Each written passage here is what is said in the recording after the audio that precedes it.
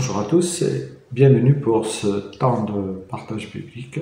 Ce matin, j'ai choisi un texte de Colossiens, chapitre 1er, verset 16, où il est dit « Car en lui ont été créées toutes choses qui sont dans les cieux et sur la terre, les visibles, les invisibles, trône, dignité, domination, autorité, tout a été créé par lui et pour lui. » Donc le thème de ce matin, c'est « Y a-t-il des preuves de l'existence de Dieu ?»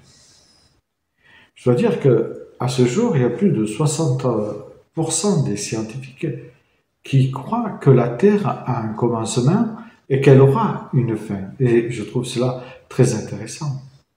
D'ailleurs, pour ces scientifiques qui ne sont pas forcément croyants, il est évident que pour eux, derrière toute la complexité, l'ordre, la sophisticité et l'imprécation des éléments de l'univers, que ce soit l'écosystème ou toute la vie biologique et botanique, ne font qu'attester l'existence d'un créateur intelligent, comme ils disent. Plusieurs d'entre eux disent que si Dieu n'existe pas, il ne peut y avoir de miracle et toutes les histoires doivent s'expliquer de façon rationnelle et logique. Or, ce n'est pas le cas.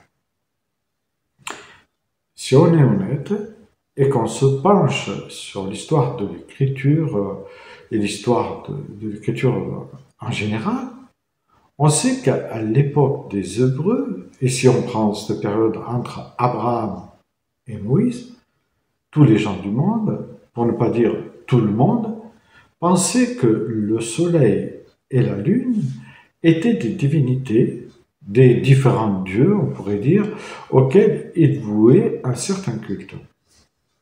Cela se déroule à une époque où il y avait des immenses empires qu'on connaît bien, puisqu'il s'agit des Mésopotamiens, des Babyloniens, des Perses, des Grecs, des Égyptiens, des peuples et des nations très grandes, très riches, très peuplées, très intelligents, avec de nombreux hommes et femmes intelligentes, car on sait qu'ils avaient construit d'immenses pyramides, et on en a les vestiges encore aujourd'hui, avec toute leur complexité. Il y avait aussi ces grandes bibliothèques, comme celle d'Alexandrie. En tout cas, toutes ces nations avaient plein de savants. Et au milieu de tout cela, émerge un tout petit peuple, pour ne pas dire une tribu qui vivait sous la tente, élevant des moutons et d'autres animaux. Eux, ils n'avaient pas construit des pyramides, ils n'avaient pas de savants, ils n'avaient pas non plus de bibliothèques. Eux, qui ne semblaient avoir rien du tout par rapport aux autres, osent dire à tous ces peuples érudits et très puissants, sauf vous vous trompez. Le soleil et la lune, ce ne sont pas des dieux, mais ce sont des lampadaires dans le ciel. Le soleil est un lampadaire dans le ciel pour éclairer le jour et la lune un lampadaire dans le ciel pour éclairer la nuit. Aujourd'hui, on constate, 3000 ans après, que c'est eux qui avaient raison. Alors se pose pour nous la question, mais comment ont-ils pu savoir cela?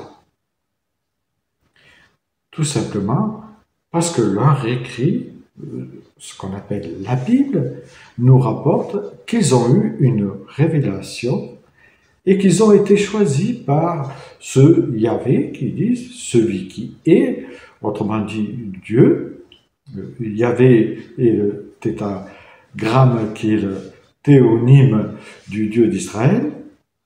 Et on apprend aussi que ce Dieu, que le choix en fait de ce Dieu ne revêt d'aucun critère racial ou ethnique, mais parce que tout simplement dans le Deutéronome 7, versets 7 à 8, il est dit « Si le Seigneur s'est attaché à vous, s'il vous a choisi, ce n'est pas parce que vous soyez un peuple nombreux, car vous êtes le plus petit de tous les peuples, ajoute le Deutéronome.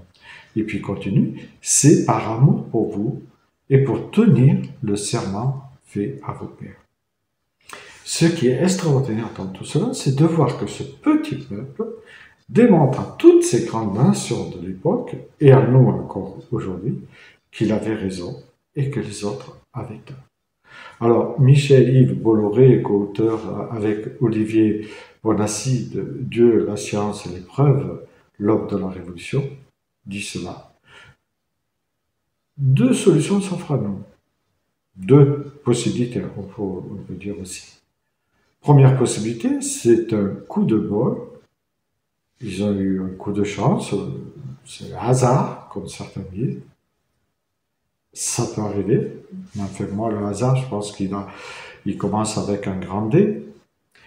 Ou deuxième possibilité, sinon, si c'est pas un coup de chance, alors c'est parce que, comme ils le disent, eux-mêmes ont eu une révélation de la part de celui qu'ils appellent Yahvé.